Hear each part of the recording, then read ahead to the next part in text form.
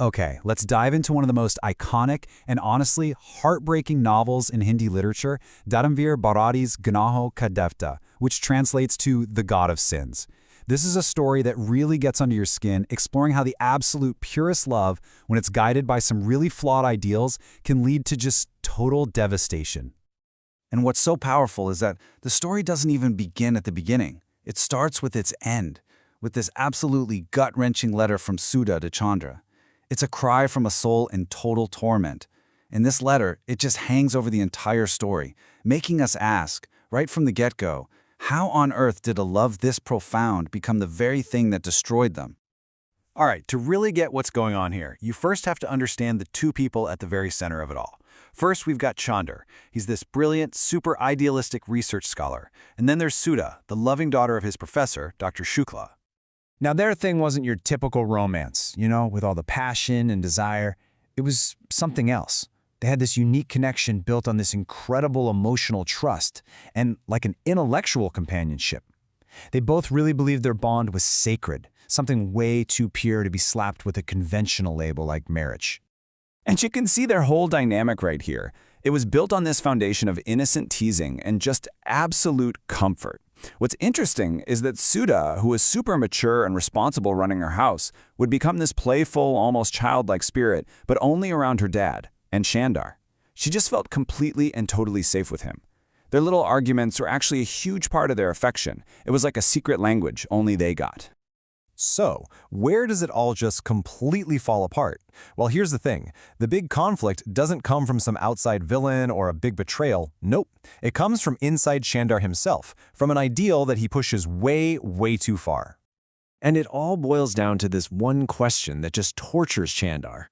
He sees their bond as this form of worship, something almost divine. And in his head, bringing it down to the messy, worldly level of marriage, with all its social rules and physical stuff, he thinks that would corrupt it. He thinks it would ruin everything. So, in his mind, he comes up with this fateful decision.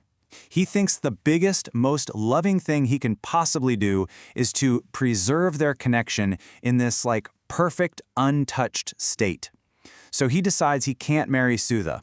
And what's more, he takes it on himself to arrange her marriage to a guy he thinks is more suitable for her. Now, you have to remember, Chandar's big idea isn't happening in a vacuum. There's a real world here with its own rigid rules, and Suha's own father, Dr. Shukla, lays out the total opposite view. For him, marriage isn't about lofty ideals or feelings. It's a practical, social contract meant to keep society in order. His arguments are cold, logical, a complete clash with Chandar's romantic idealism. And this is where we see the fallout. Chandar's so-called noble sacrifice, it doesn't lead to some beautiful, happy ending.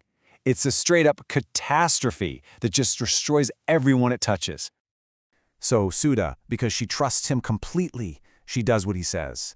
And she is just shattered. She's trapped in this awful, loveless marriage. Her health starts to fail. Her spirit just withers away. And her letters to Chandar, they're not playful anymore. They are desperate screams from a soul in agony, questioning the very sacrifice he made that put her in this prison.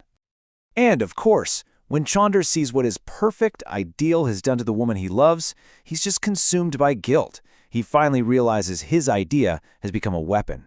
He becomes this broken man, looking for any way to escape and punish himself, and that journey leads him straight into the arms of a very, very different kind of woman. And this is a great way to see the war going on inside Chandar's head, right? It's perfectly shown through the two women in his life. You have Sudha, who is the symbol of the sacred, pure past that he destroyed.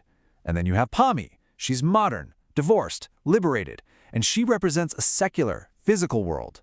A world of experience where Chandra is basically trying to forget his sin. He's trapped between these two worlds. Okay, so this brings us to the big one. The question right there in the title. What exactly is the sin that was committed here? So, what is the God of Sins? Is it Chandar's actual decision to get her married off? Or is it the whole flawed philosophy behind it? Or maybe it's something even deeper. Something about idealism itself. We get this really haunting, super cynical answer from this character, Birdie, who's mentally disturbed.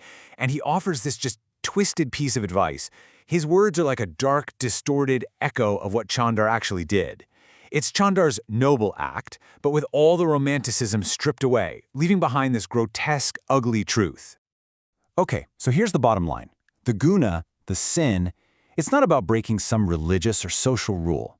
The real sin here is Chandar's intellectual arrogance. It's his belief that his abstract, untested idea was somehow more important, more real than Sudha's actual human happiness. He becomes the god of sins because he sacrificed a real person on the altar of his own personal philosophy. I mean, think about it. This book came out way back in 1949, and it's still one of the most loved and talked about novels in Hindi literature. Its power hasn't faded one bit. And it's pretty clear why it has that staying power. For one, it's this masterclass in psychological realism, a totally raw look at guilt, love, and breakdown. It's also morally complex. It doesn't give you easy heroes and villains. And most of all, it's just a timeless tragedy. It's a powerful, devastating warning about how noble intentions, when they get disconnected from reality, can absolutely pave the road to hell. And that's where the novel leaves you, right? Wrestling with this really uncomfortable question. It forces you to think about the scary possibility that sometimes the worst damage isn't done by someone evil, but by a love that was so idealistic it completely forgot to be human.